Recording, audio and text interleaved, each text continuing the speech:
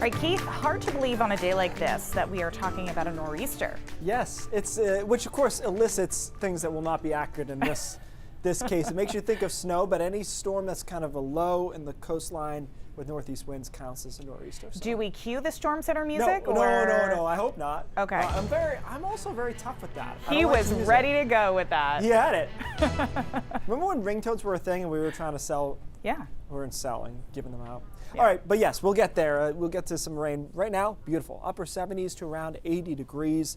Water temperature buoy finally warming up 65, 66 depending on the day.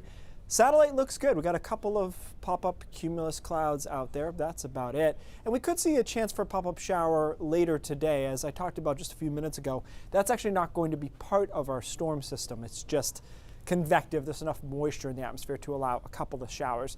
Now, this model is notoriously a little aggressive with shower chances in these type of scenarios, so you can see just a couple of showers around sprinkles later this afternoon. We'll see if those actually end up really developing. Now, tonight, clouds start coming on shore, and that is from our actual storm system.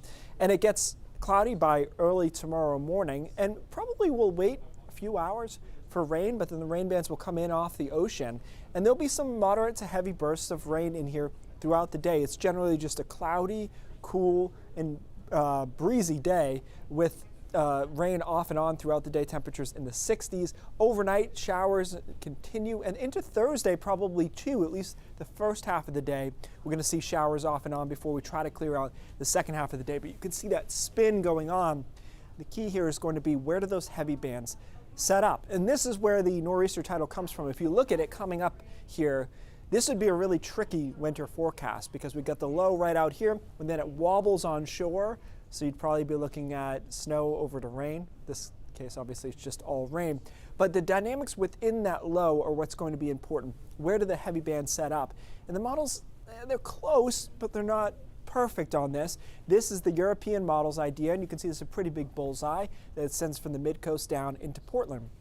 Now, not a huge difference, but if you look at the GFS model, the bullseye is in a different spot. Almost completely leaves out down East Maine with a half-inch of rain and all the heavy rains down to the south. So what's going to be crucial for the drought is which of these two models is closer. Does it end up that we see that bullseye all along the coast where we still need a lot of rain, or is it just hit or miss? So we'll have to figure that out kind of as we go along, unfortunately, and see where the heavier bands set up. Either way, we need some rain. We will get some tomorrow and Thursday, a little bit. Then we break out. Really nice starting Friday morning, and behind that storm, it's kind of a dry, breezy flow, and the weekend's looking really good here. Temperatures in the mid, maybe upper 80s along the coastline, low 80s, a lot of sunshine Saturday, Sunday, and then maybe a little bit sticky again on Monday.